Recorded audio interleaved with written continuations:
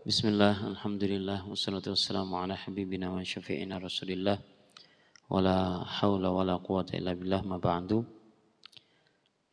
Para jamaah sekalian yang dimuliakan oleh Allah, hari ke 26 ini mudah-mudahan Allah selalu mengaruniakan sehat walafiat kepada kita semuanya sampai berakhir Ramadan, semoga dalam keadaan disempurnakan oleh Allah ibadah kita, diterima dengan segala kekurangan keterbatasannya.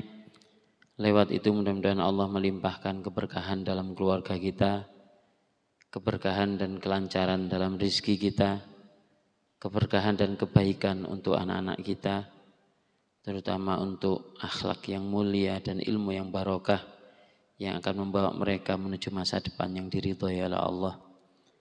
Mudah-mudahan barangkali ada yang sakit diberikan kesabaran, kesembuhan, yang mengalami kesulitan diberikan kemudahan, yang masih punya tanggungan atau apapun mudah-mudahan Allah berikan kelonggaran rizkinya dan terbebas dari segala himpitan dan tanggungan.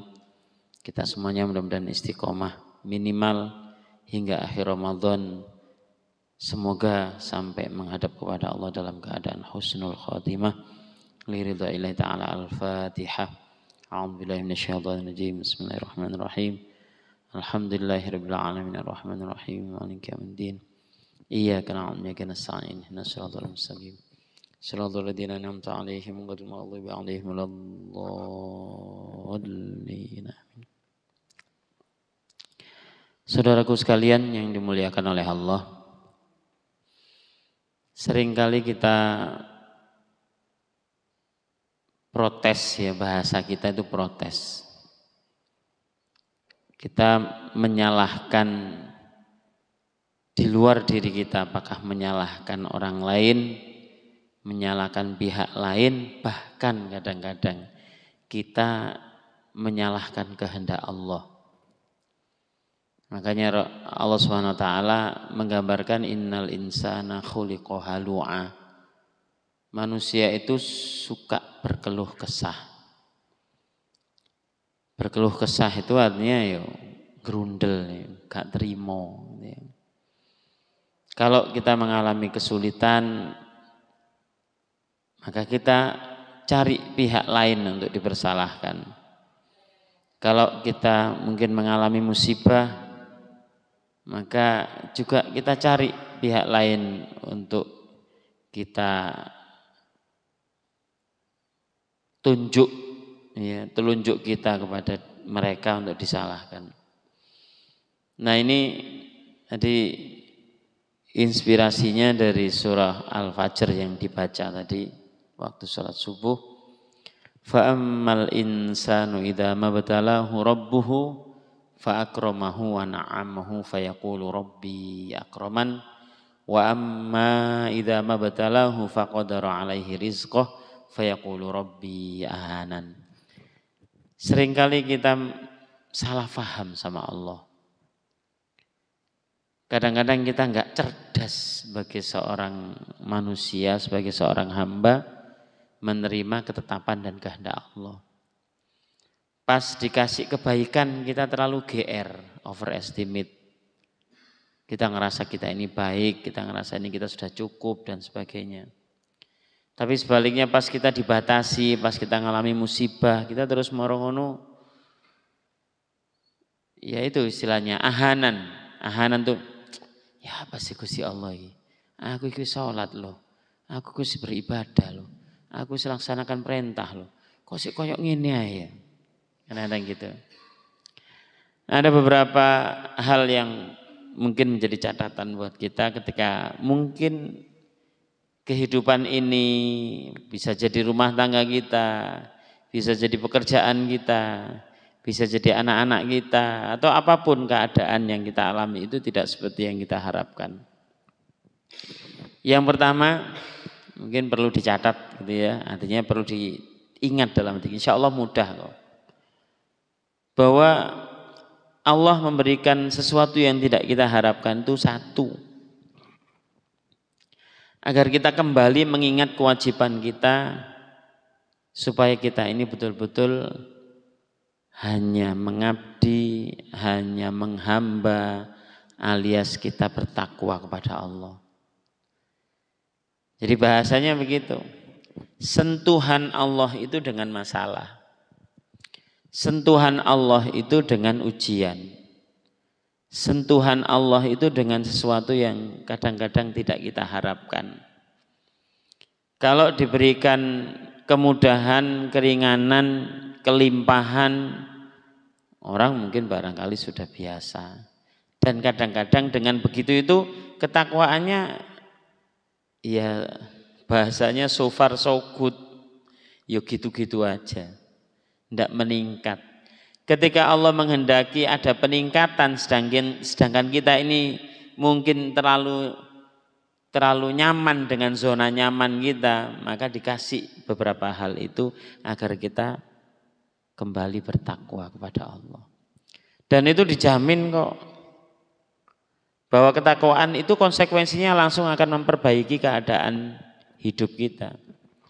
Bahasanya wa may yattaqillaha yaj'al lahu makhraj. Ya, makhraja. Makhraj itu tempat keluar gitu. Jadi orang yang bertakwa kepada Allah akan diberikan jalan keluar oleh Allah. Diberikan jalan keluar. Bukan kita yang mendapatkannya, diberikan jalan keluar. Karena jalan keluar itu sudah ada. Wong Allah yang nata kok. Allah yang membuat skenario. Sampai kok ngeremehno Gusti Allah. Kita saja kalau merancang masa depan anak-anak kita punya solusi kok. Misalnya nyun sewu, gak keterima nok gini, kok tak sekolah nok gini. Nek kok sik mbleset ae kok tak delenok gini. Itu kita sudah punya rancangan begitu kok. Lah kok awak dhewe terus moro ngremehne Gusti Allah bahwa kesulitan-kesulitan kita itu koyok-koyok wes mentok aku, buntu aku. Wes gak iso nek ngene iki. Ndak ada. Dalam rumusan keyakinan kita kepada Allah, konsep keimanan kita enggak ada istilah mentok gitu. Wong Gusti Allah itu tanpa batas. Ya, makanya digambarkan kalau kamu sudah betul-betul bertakwa kepada Allah, dikasih jalan keluar. Bahkan Allah menggambarkan ketidakterbatasannya dengan mengatakan wa yarzuqhu min haitsu la yahtasib. Allah pasti nanti akan kasih karunia dari arah yang tidak pernah kamu duga. Nanti begitu. Itu pertama. Agar kita kembali bertakwa kepada Allah. Yang kedua, ya kita ini kadang-kadang kalau sudah berada di zona nyaman itu rasa terima kasih kita kurang. Rasa kepekaan kita untuk basa Jawa ini don rimo, ya, husnul adab, tata krama, ya apa sih orang diberikan karunia, diberikan kebaikan, diberikan kesehatan, diberikan kelonggaran rizki, diberikan kebahagiaan. Kadang-kadang terus moro karena itu tadi zona nyaman, kita santai-santai aja. Padahal ya, nalurinya kita ini seneng kalau ditambahi. Nah kalau kita dalam keadaan zona seperti itu, sedangkan sebenarnya ya kan kadang-kadang kita akan mengalami kejenuhan. Ya. Nek sing mengalami kejenuhan kadang-kadang menungso iku pikirane aneh-aneh. Ngapunten, ya. Orang yang berbuat tidak baik itu kadang-kadang karena ada fasilitasnya loh. Saya mengenal ada beberapa orang yang punya posisi dan punya bahasa saiki privilege ya, punya kemudahan finansial. Ya, dia bisa melakukan hal-hal yang melanggar ketentuan Allah itu karena punya uang.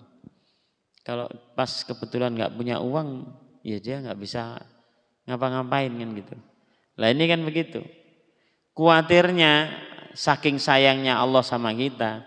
Kalau kita terus-terusan begitu, kita kurang tahu diri, tahu terima kasih, maka Allah beri kita hal-hal yang tidak kita harapkan supaya kita menjadi hambanya yang bersyukur. Konsepnya kan la in syakartum la azidannakum.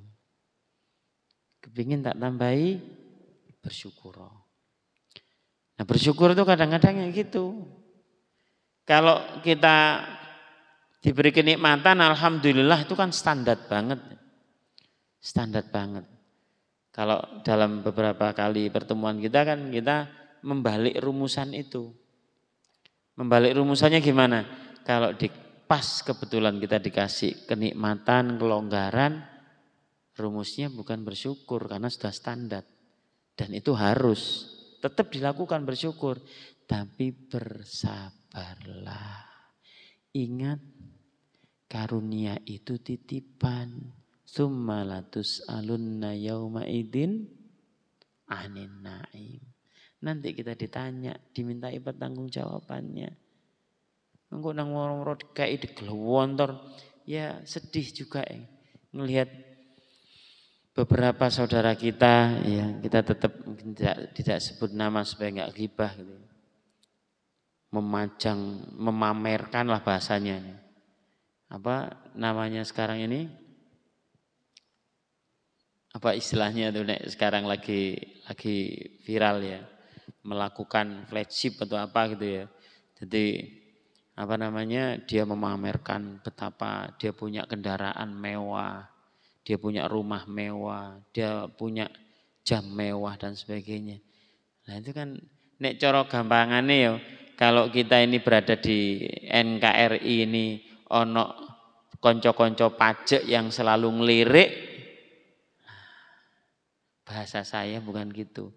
Semakin banyak jenengan memasukkan barang ke dalam keranjang, semakin lama panjenengan nanti dihitung di kasir. Kasir kita itu nanti di sana. فَمَنْ يَعْمَلْ مِثْقَالَ ذَرَّةٍ خَيْرًا يَرَهُ. Atau kalau misalnya timbangan, ya, فَأَمَّا مَنْ ثَقُلَتْ مَوَازِينُهُ. Gitu. Dan di sana kasirnya teliti sampean gak esok nilep. Ya itu enak nek misale konco-konco pajak esok dijak rundingan misalnya ya, mohon maaf yang ada di pajak itu. Aku kayak ono diskon po, sampai ono amnesti barang ya, amnesti pajak, pengampunan pajak, misalnya kayak begitu, ya itu kan sangkingan ya. Nah itu gitu. Kalau dikasih musibah, mohon maaf, kenapa kok ini menyentuh konteks syukur kita kepada Allah? Kalau dikasih kebaikan, kemudahan, kelonggaran, kelimpahan, bersabarlah. Itu tidak selamanya akan jenengan rasakan, sehingga seharusnya jenengan betul-betul menggunakannya dengan bijak. Bijaklah terhadap kesehatan jenengan, bijaklah kepada kekayaan panjenengan, bijaklah kepada jabatan panjenengan, itu bijak. Ojo terus moro digawe dumeh, istilah bahasa wong Jawa dumeh, aji mumpung. Sehingga nanti akhirnya bukan di dunia yang akan kita rasakan menjadi beban paling berat, nanti akan saat di hadapan Allah kita akan mempertanggungjawabkan semuanya. Lah nek dikasih musibah bersyukur. Kok bersyukur? Iya. Bisa jadi cara Allah kita mengingatkan supaya kita kembali tekun beribadah, supaya kita bisa meneteskan air mata saat membaca Quran atau saat beristighfar. Kita bisa betul-betul DP, bahasanya DP ya, tadarruk, merendahkan diri di hadapan Allah itu saat kita kena musibah. Kita bisa sujud lama dan nikmat itu saat kita kena musibah. Ya. Saat kita betul-betul bisa menikmati iktikaf tadi yang mungkin bonus ya. Jenengan siap-siap mungkin sudah setengah 12 atau jam 12 atau setengah 1. Ya kok indilalah saya khilaf ya. Saya pikir ditanyai istri ya enak-enak aja. Mana jadwal qiyamul lail. Koyoke kosong. Terus ayo nang masjid di kampung. Uduk berangkat. Ya. Lu biasanya kan sampean duwe jadwal meni. Begitu tanggalnya tertulis tanggal 28. Saya khilaf lagi kan meni. HP saya taruh, kita tak balik, biasanya saya balik. Marono baru 1:30 tadi. Ono apa ya? Paling dibatin nih kayak wong-wong alis lah. Tak buka, masya Allah, miss call tulisannya. Balik miss call langsung. Bismillah, gaspol, rimpol, jagang tengah, pokoknya nyampe sini tadi. Ya seperti itu. Jadi kalau dikasih hal-hal yang tidak kita harapkan, malah bersyukur. Kita bisa lebih nikmat mungkin. Ya, bisa merasakan sesuatu lah. Gitu ya. Itu. Jadi yang pertama tadi konsep ketakwaan kita, mungkin Allah menghendaki kita supaya lebih bertakwa. Yang kedua, Allah menghendaki kita lebih bersyukur. Yang ketiga, hal-hal yang tidak kita harapkan yang seringkali membuat kita halu. Kalau sekarang ini halu ya. Halu'a, mengeluh, berkeluh kesah, sambat, ngersulo. Itu sebenarnya satu bahasa arek itu mirroring.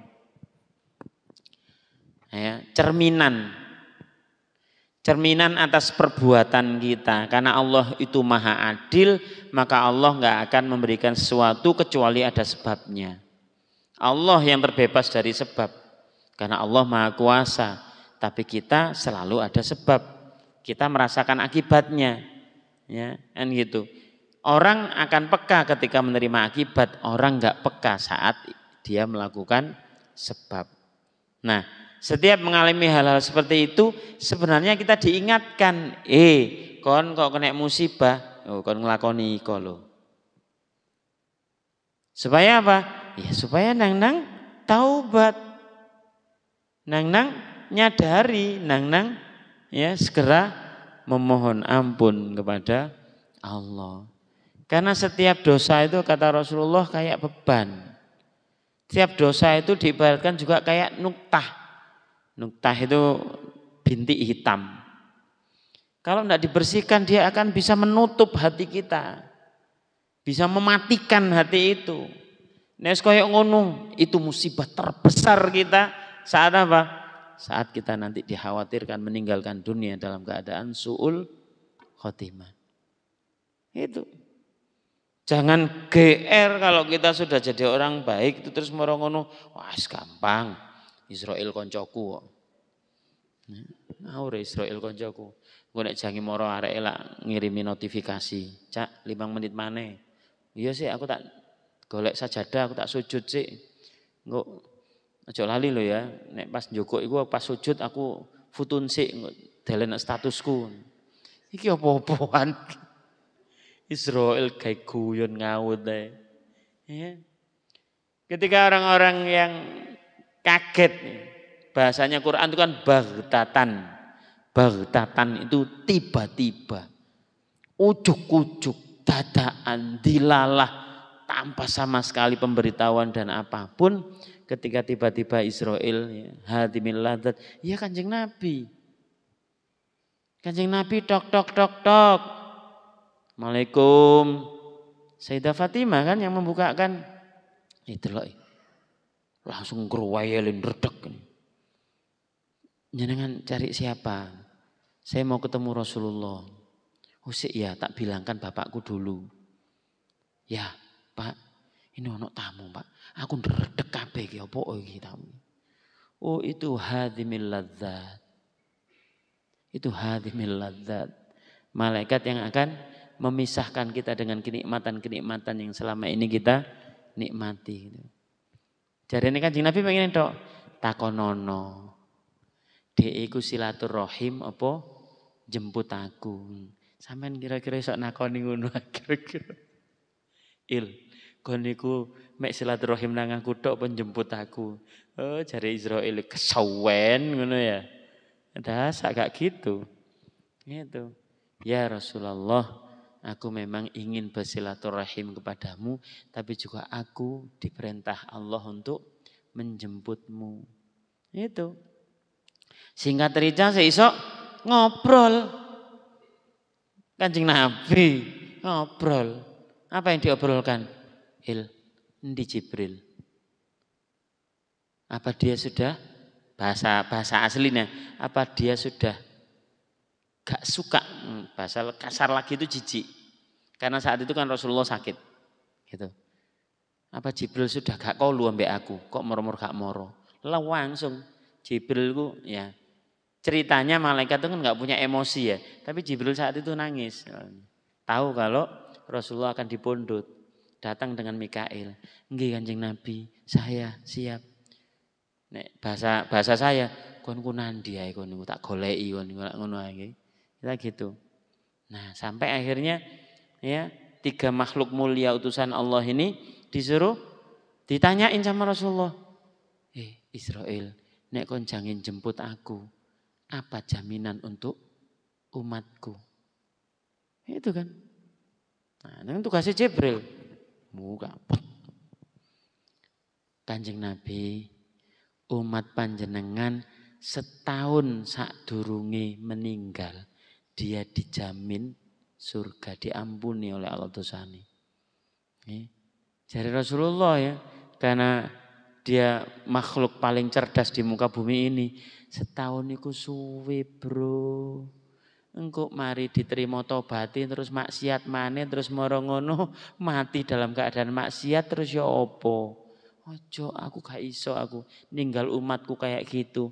Wes munyer-munyer gak karu-karuan Jibril bolak-balik sampai hadis ini kronologisnya sahih malam yughorgir ya Muhammad.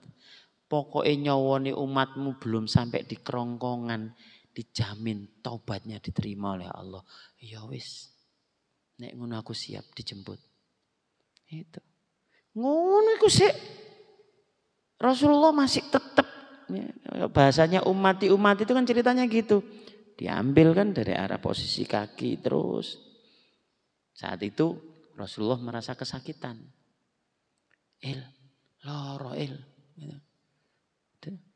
Ya Muhammad, bahasa kita, saya tidak pernah nyabut selembut ini. Karena engkau adalah makhluk yang paling dimuliakan oleh Allah. Gak tahu aku model kayak gini. Jadi gitu. Kan ada hadisnya memang begitu. Seperti di sayat 1000 pisau kan gitu.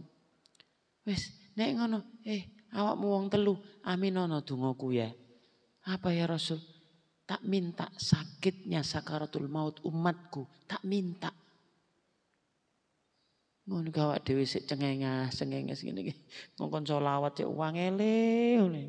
Masya Allah. Saya setiap kali kalau di kendaraan gitu ya, nek tadi kayaknya gak fokus aku nyetel selawat. Biasanya di kendaraan kan saya nyetel selawat gitu. Melihat kangen. Itu kangen saya. Biasanya 1 tahun 3 kali, 4 kali berkunjung ke Rasulullah ini 2 tahun. Rencananya setelah hajian saya baru umroh lagi. Jadi seperti itu. Jadi ini caranya Allah aja. Cara Allah mengingat kita agar kita kembali ke jalannya.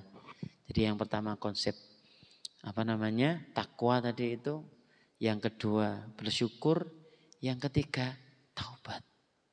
Ya, Allah sayang sama kita, saking sayangnya sama kita, setiap kesalahan kita lakukan, maka Allah kirimkan pesan, kirimkan notifikasi, kirimkan alarm, dengan sesuatu yang tidak kita harapkan.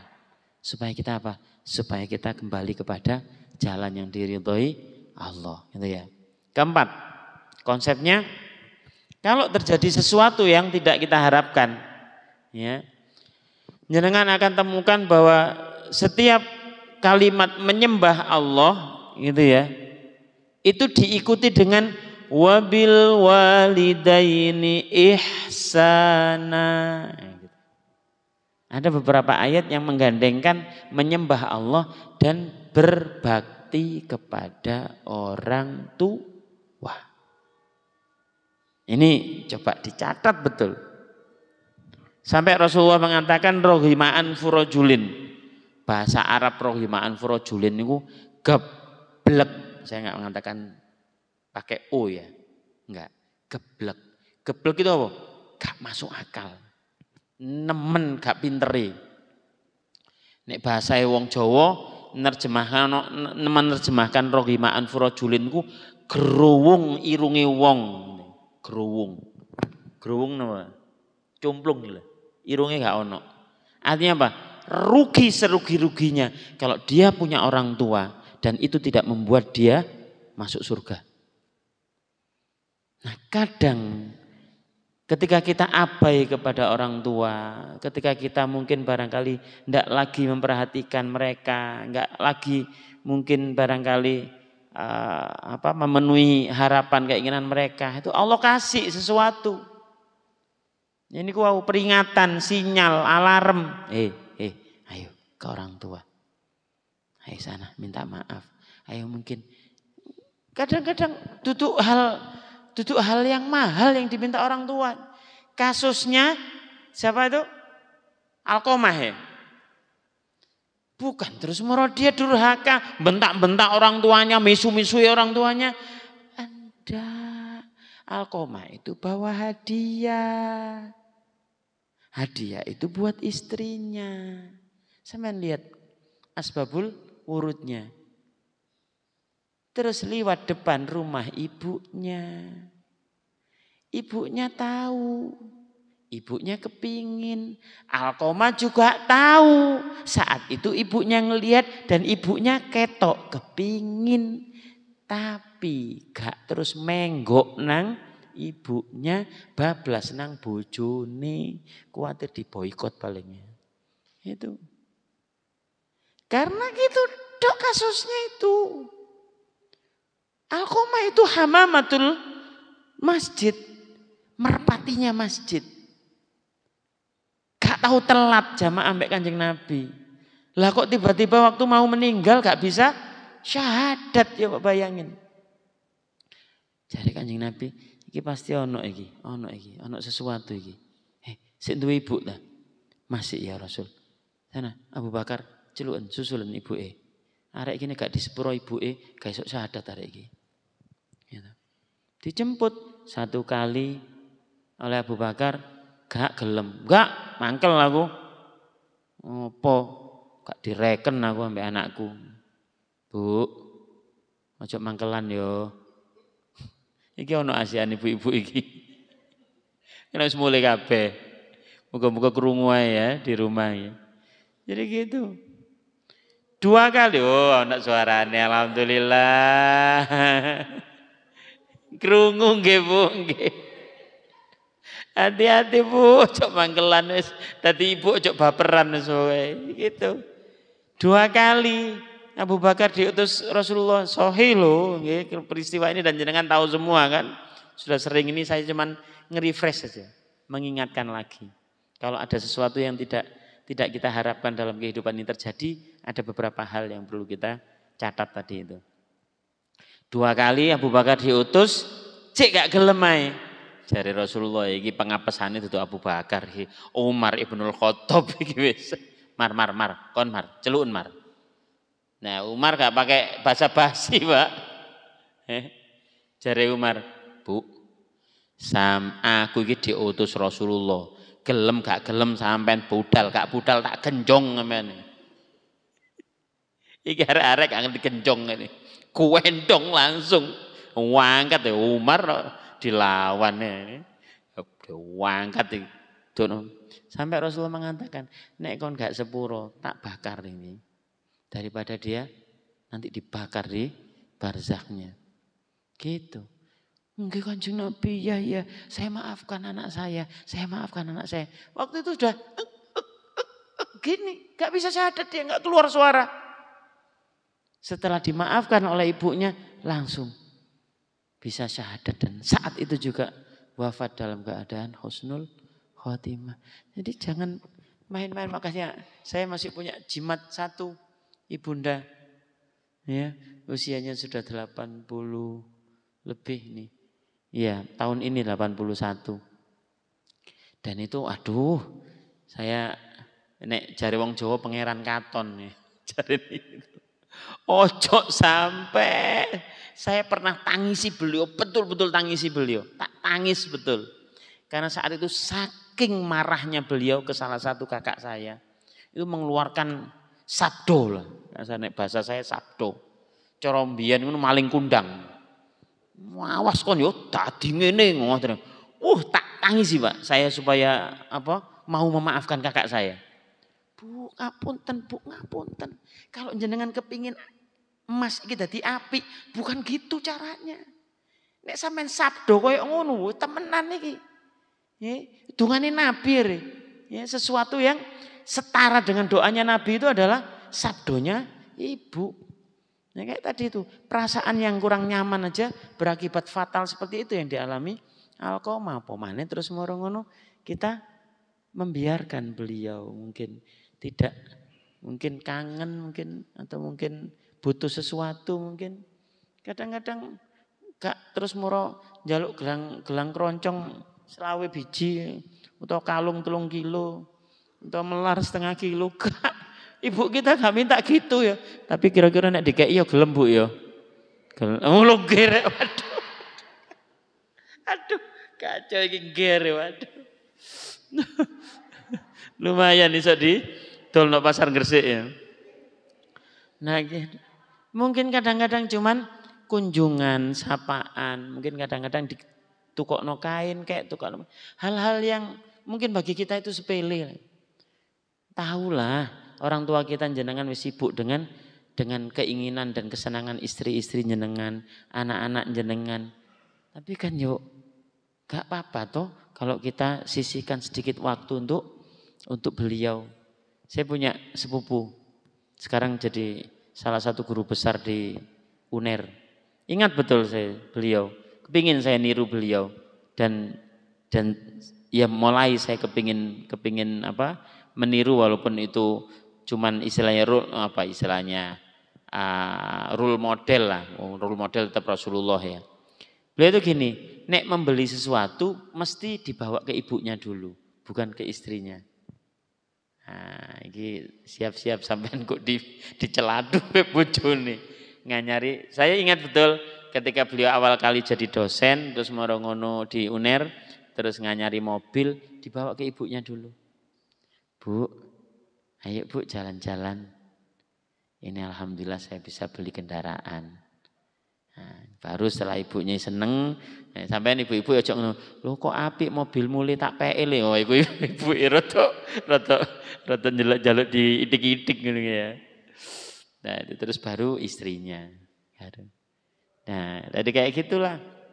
Jadi mungkin 4 hal sederhana itu ya. Selain mungkin tak sempurnakan cek ganjil, ya mungkin salah satu cara tadi takwa, yang kedua kita disuruh taubat, yang ketiga kita disuruh memperbaiki diri lagi oleh Allah, yang keempat tadi kita ingat orang tua kita, ya yang terakhir mungkin barangkali ini jangkep-jangkepan dari saya pribadi karena saya ngambilnya dari beberapa kitab, terutama saya ambil dari 2 kitab yang saya baca selama Ramadan ini, Nasaihud Diniyah wal Wasaya al Imaniyah sama Mafahim Yajibu an Tusahhah, gitu yang kemarin penutupan dengan teman-teman hataman kemarin tuh.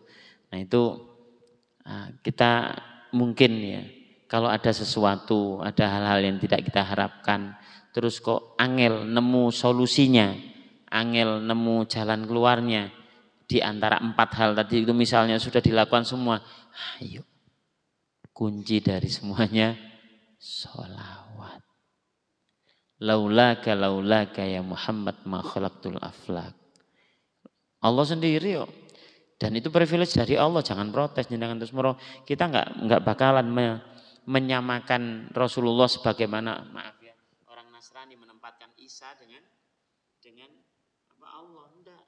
Kita enggak bakalan menyembah, kita enggak bakalan mengkultuskan. Kita memuliakan itu karena cinta, bukan karena menuhankannya. Kita memuliakan Rasulullah karena cinta kita. Ya, sholawat. Perintah kok. Kecuali kalau Allah enggak merintah. Ya ayyuhalladzina amanu shollu. Kalimat perintah itu. Shollu alaihi wasallimu taslima. Dan itu dilakukan dalam tanda kutip ya. Innallaha wa malaikatahu yusholluna 'alan nabi. Allah saja dan para malaikat bersolawat untuk beliau. Alias kalau Allah bersolawat kepada Rasulullah itu rahmat. Rahmatnya Allah dilimpahkan kepada kita. Nah kalau rahmatnya Allah dilimpahkan kepada kita dan kita juga bersolawat kepada beliau, itu kayak wadah sing sudah bek kita tambahi. Apa yang terjadi? Amber. Ambernya itu yang kita harap. Dan itu bisa jadi adalah solusi yang kita cari, yang kita inginkan. Ya, 5 hal yang mungkin menjadi catatan pagi ini sebagai bahan muhasabah kita. Gantinya tadi yang harusnya saya datang jam 1 tapi meleset sampai jam 2 ya. Padahal tadi saya mancal gas tadi itu jam 3 setengah 2-an gitu ya. Saya bilang ke beliau jam 2-an ya saya sampai. Alhamdulillah mumpung tole sepi jadi gaspol rimpol Jakarta Tengah itu tadi langsung sampai sini. Terima kasih, barangkali ada dialog atau ada pertanyaan dipersilahkan. Terima kasih, mudah-mudahan menjadi pelajaran buat kita semua dan mudah-mudahan kita bisa mengamalkan. Monggo Bapak-bapak, kalau tidak ada ya monggo Pak. Waalaikumsalam.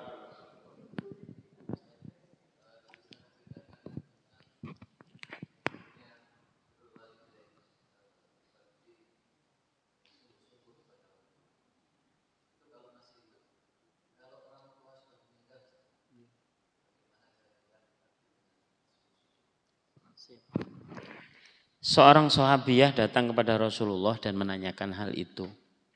Qad matat ummi, telah wafat ibuku ya Rasulullah. Bagaimana? Apa bahasanya? Abarot laha atau gimana itu ya?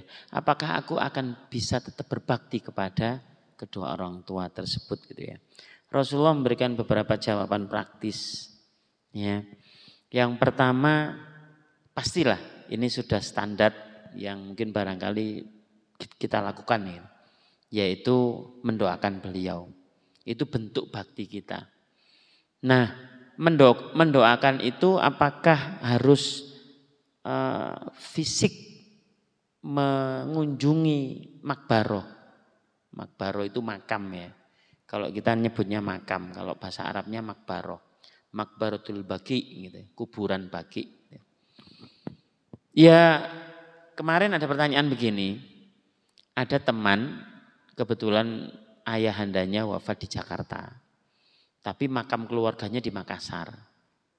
Ustadz, ini ada pertanyaan dari saudara-saudara. Kira-kira boleh enggak kami memindahkan makam ayah kami dari Jakarta ke Makassar? Atau bahkan saya juga pernah itu ditanyai bagaimana kalau kuburan orang tuanya yang di Mekah atau di Madinah itu dibawa ke Indonesia gitu. Wah, itu eman dia. Itu intinya begitu. Saya bilang alam barzah itu enggak terikat oleh alam dunia. Alam barzah itu ya alam yang diciptakan oleh Allah, begitu gitu aja. Di mana? Enggak tahu saya. Sama-sama kita enggak tahu. Tapi ternyata kubur itu menjadi tetap sesuatu yang dibahasakan oleh Rasul tetap harus dihormati. Rasulullah tetap ke Baqi. Karena di situ ada makam putra-putri sebagian putra-putri beliau kan gitu ya. Terus ada istri-istri beliau, ada saudara-saudara beliau di Baqi. Beliau juga ke Uhud. Karena di situ ada paman beliau ya yang wafat ketika perang Uhud dalam kondisi sangat menyedihkan karena dicincang dan sebagainya, diambil jantungnya Sayyidina Hamzah bin Abdul Muthalib. Itu berarti Rasulullah tetap memberi contoh kepada kita untuk mengunjungi kubur, berziarah kubur. Nah itu bentuk salah satunya. Beberapa orang tuh ya wallahu alam itu believe or not ya. Ustaz, saya kok mimpi ketemu orang tua saya kok kelihatan sedih, kelihatan gimana? Saya bilang coba kunjungi kuburnya. Nah kecuali kalau Ustaz, kuburannya di Afrika Selatan. Ayo gak usah gitu. Dungakno ngono ae. Moro-moro waton ya. Ya Allah alam kan ya gitu ya. Tapi bisa mungkin bentuk paling sederhana dari kita adalah ya tadi.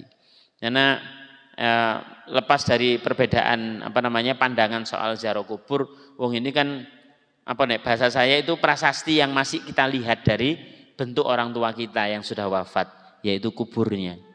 Ya, sukete wis sak meter-meter terus apa dan sebagainya. Itu cara kita menyambung ya. Nek bahasanya nyekar ya. Nyekar, itu kan Jawa kan. Sekar itu kan dari kata syukron, rasa terima kasih kita kepada orang tua. Ya, kita ada di dunia kayak gini nih kan karena beliau. Kehendak Allah memilih kita dilahirkan dari beliau kan gitu. Makanya terus nyekar itu maksudnya duduk terus mau dikayak kembang tok enggak, dungakno. Ya, karena doa kita masih nyampe. Rasulullah bilang begitu kok, bukan saya, ya, bahwa doa anak yang soleh itu nyampe. Dan seneng loh. Seneng saya itu. Ya.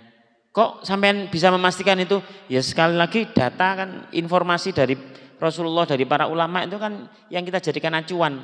Ketika kita kirimi doa itu bajunya udah ganti. Dan di sana dirupakan dalam bentuk kenikmatan-kenikmatan kubur yang lain. Itu digasakan oleh Syekh Ibrahim bin Adham dalam bukunya. Gitu. Jadi saya lihat ada orang yang begitu bersuka cita, pakaiannya nek bahasa kita ngejring-ngejring gitu ya. Pakaiannya ketok ngejring-ngejring, mereka menghadap istilahnya jamuan, makanan. Saya tanya, ini ada apa ini? Kami adalah orang-orang yang dikirimi doa oleh keluarga kami. Yang satunya saya lihat kumus-kumus, kusut-kusut, sedih-sedih, gak bisa bergabung ke sini, enggak. Saya tanya, lah jenengan siapa? Saya ini orang-orang yang, nek bahasa ini, orang-orang yang apes. Ya, apes, sial. Kenapa? Enggak ada satupun keluarga kami yang mendoakan kami. Itu gitu. Ya monggo, ya. Artinya itu percaya atau tidak, bagaimanapun Rasulullah melakukan itu dan itu bentuk bakti yang pertama. Yang kedua, sambung silaturahimnya, dzawil kurba bahasa Qur'annya itu. Ya, dzawil kurba itu sanak kerabat dan sebagainya. Terus yang ketiga, lestarikan harapan dan cita-citanya. Ya, itu. Jadi itu bagian dari bakti kita kepada orang tua kita yang sudah wafat. Itu pertama mendoakan, yang kedua menjaga hubungan kekerabatan. Kayak saya, ngapunten ya, saya kan sambung nih. Istri saya asli dukun. Sekarang saya zawat lagi, istri saya yang sekarang orang Malang. Nah, otomatis nanti silaturahim riayan saya tetap harus nyambung ke dukun, ya karena asalnya dari sana, ke sepupu-sepupu, ke mungkin barangkali bulik masih ada di Sedayu. Nah itu begitu contohnya. Selain juga sekarang yang keluarganya, ini nang Meduro, berarti agendanya ada ke Sampang kebetulan asli sana. Itu begitu, nggih, ngapunten. Oh iya Pak Mehmet, karena masih ada ibunya ini. Ibunya sudah tua juga mau ditanyakan. Monggo. Terakhir Pak Mehmet ya, terakhir. Singkat dan padat. Soalnya sudah loyo semua ini.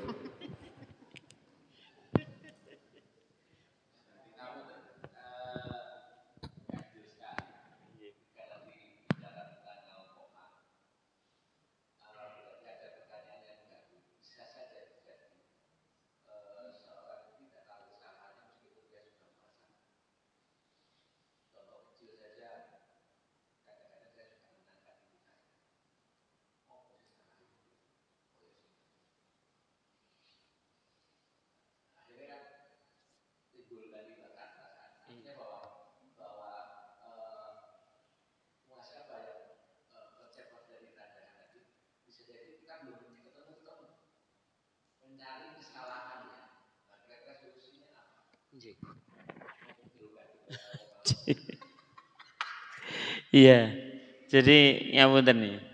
Saya masih ingat zaman jahiliyah saya dulu ya. Wablek, masya Allah, sampai buat ibu saya pontang-panting tidak karu-karuan. Makanya saya titik awal, mudah-mudahan sadar terus ya. Titik awal kesadaran saat itu saya masih tahun pertama, bukan tahun pertama, baru 3 bulan di pondok. di Singosari waktu itu. Saya disentuh sama ustadz yang saat itu menasihati itu ya. Rasa bersalah yang begitu rupa itu saya pakai dengan cara jalan kaki saya. Jalan kaki dari Singosari ke Gunung Anyar. Gunung Anyar itu kampung kelahiran saya di Rungkut sana. Itu jalan kaki. Saya 20 jam jalan kaki. Berangkat dari Malang jam 2 siang nyampe di sini hari esoknya jam 10 pagi.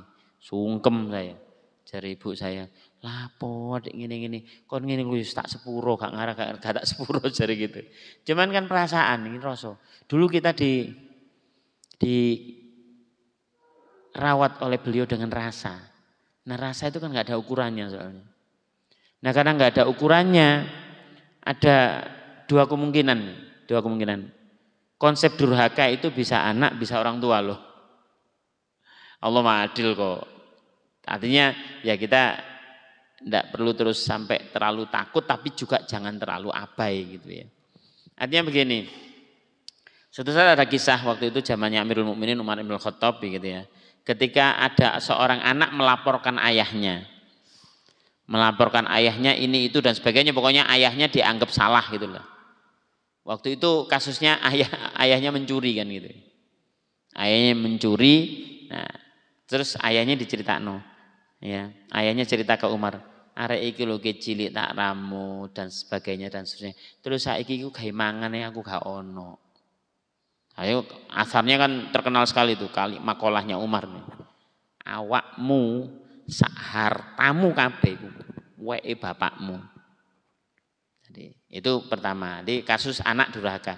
Tapi di saat Umar pernah ya menyebut, oh nek ngono ceritane duduk anakmu sing durhaka. Kamu orang tuamu, kamu ini orang tua durhaka kepada anakmu. Itu ada sebutan begitu gitu ya. Artinya saya sering kali ketika menjumpai anak yang sudah berupaya betul. Berupaya untuk berbakti kepada orang tuanya. Tapi kebetulan mungkin ya, maaf ya, kita bahasakan kita sebagai orang tua aja. Kebetulan kita sebagai orang tua ini rada error gitu ya. Sehingga tetap aja ngecap anak kita tidak berbakti. Saya katakan gini, Nduk, Le, kamu sudah berupaya. Di situ gugur kewajiban kamu. Tapi kamu juga harus tetap sadari ya, model perasaan orang tua kamu yang masih belum bisa nyaman dengan kamu ini tetap nyerimpeti. Tapi ojo sampai ono kesengajaan dalam diri kamu. Berupaya tetap cari ridhonya orang tua kamu. Maka saya pesan ke panjenengan kan begitu. Hati-hati kita sebagai orang tua. Ojo baperan nang anak. Nanti kasihan. Saya ngomong ini. Saya sedang nunjuk hidung saya sendiri. Saya tadi ya siang lah. Hari ini ya. Hari kemarin berarti. Itu saya marah sama anak saya. Marah betul saya. Sampai saya ditahan sama istri saya. Ojo gitu po, kasihan. Saya langsung, ya Allah iya. Semakin saya meluapkan amarah, semakin kasihan anak saya. Karena sabdo pandito ini, bapak atau ibu itu punya sesuatu yang nggak dimiliki oleh siapapun, yaitu kalimat-kalimatnya, doa-doanya. Dan ketika kita terbawa emosi itu betul-betul beresiko, bahaya sekali buat anak-anak kita. Nah yuk apa carane kita sing jelas gak niat durhaka karena kita yuk gak iso Pak Cak. Apa kadang-kadang yo jenenge perasaan. Nah iku mangkano karena perasaan maka hati-hatilah dengan itu. Berupayalah tetap ya apa carane mendapatkan ridho orang tua. Kalau kita sudah berupaya maksimal dan ternyata kok sik konslet ae, ya itu sudah di luar tanggung jawab kita. Kita sudah berupaya kok dan Allah kan Maha tahu bahwa kita tidak berniat durhaka kepada beliau atau tidak berniat membuat perasaan beliau tersinggung atau terluka gitu aja. Intinya begitu ya. Nek koyo ngono sampean mari ngene iki nggawa nang pasar Gresik tukokno kain ngono lho Bu, iki lho Bu ngono insyaallah. Ibu-ibu iku seneng dikeki hadiah soalnya. Nggih Bu, ngoten ta Bu? Matur nuwun. Iya insyaallah itu Iya, ini mewakili ibu-ibu ya, mewakili orang tua kita. Ayo, ini salah satu bentuk wujud langsung kita berbakti kepada beliau. Kita haturkan lewat doa penutup ini. Semoga kalau kita masih didampingi beliau-beliau yang mungkin usianya sudah sepuh-sepuh, semoga Allah selalu sayangi beliau-beliau dengan dijauhkan dari sakit yang membuat beliau nanti mungkin merasa tersiksa atau menderita. Mudah-mudahan dikaruniai kesehatan, mudah-mudahan dikaruniai masa tua yang baik, dan mudah-mudahan dikaruniai husnul khotimah saat memang harus waktunya menghadap kepada Allah. Yang sudah kapundut, mudah-mudahan Allah jadikan surganya Allah jadikan makbaronya pelataran surga untuk beliau, untuk kedua orang tua kita, untuk diri kita dan anak-anak kita, serta orang yang kita cintai. Liridho'illahi ta'ala. Al-Fatihah. Alhamdulillah minasyaitonir rajim. Alhamdulillah. حمد الشاكرين حمد الناعمين حمدا يوافي نعمك في مزيدا يا ربنا لك الحمد كما ينبغي لجلال وجهك وعظيم سلطانك اللهم صل وسلم وبارك وكرم وعظيم على سيدنا محمد والحمد لله رب العالمين. اللهم ربنا ya Allah, kami tidak mungkin menghitung kasih sayang yang telah Engkau limpahkan kepada kami, sebagaimana kami juga tidak akan mampu menghitung kasih sayang yang telah diberikan kedua orang tua kami. Ya Allah ya Rabbana, ampunilah kedua beliau ya Allah. Ampunilah kedua beliau, sayangilah kedua beliau, sebagaimana beliau selalu mengasihi menyayangi saat kami masih kecil. Ya Allah, limpahkan kesehatan kepada beliau yang masih hidup, limpahkan ampunan dan rahmat-Mu kepada beliau yang sudah wafat. Ya Allah ya Rabbana, tempatkan di tempat yang paling mulia di sisi-Mu kelak ya Allah di sisi-Mu. Allahumma Rabbana ya Allah, kami masih jauh menjadi orang yang berbakti kepada kedua orang tua kami. Mungkin kalimat-kalimat kami masih sering melukai perasaan beliau. Sikap dan perbuatan kami masih kurang membahagiakan beliau. Dan mungkin kami masih abai dan kurang memperhatikan beliau.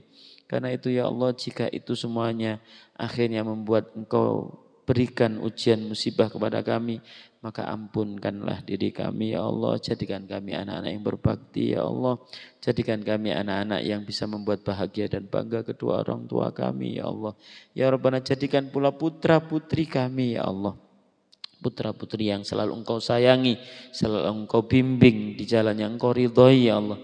Jadikan mereka anak-anak yang membahagiakan, membanggakan kami di dunia hingga di hadapan-Mu kelak ya Allah. Hiasilah mereka dengan akhlak yang karimah ya Allah, ilmu yang barokah ya Allah. Bimbing setiap langkah mereka ya Allah, agar meniti jalan yang Engkau ridhoi ya Allah. Berikan teman-teman yang baik, berikan lingkungan yang baik, berikan masa depan yang baik ya Allah. Undur auladana ya Allah. Pandang putra putri kami ya Allah. Pandang putra putri kami ya Allah.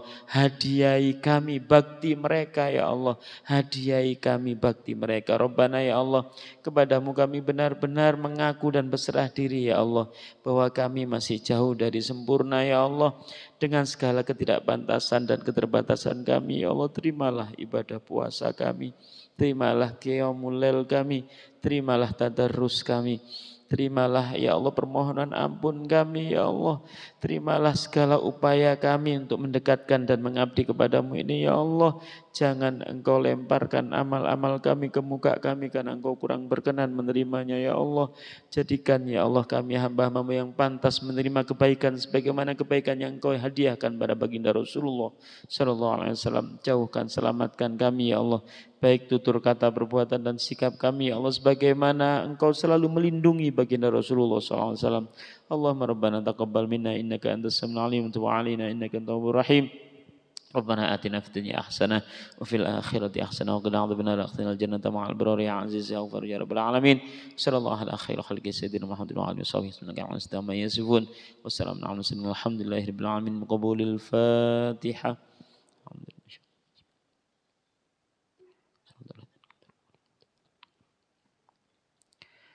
Kurang lebihnya mohon maaf. Assalamualaikum warahmatullahi wabarakatuh.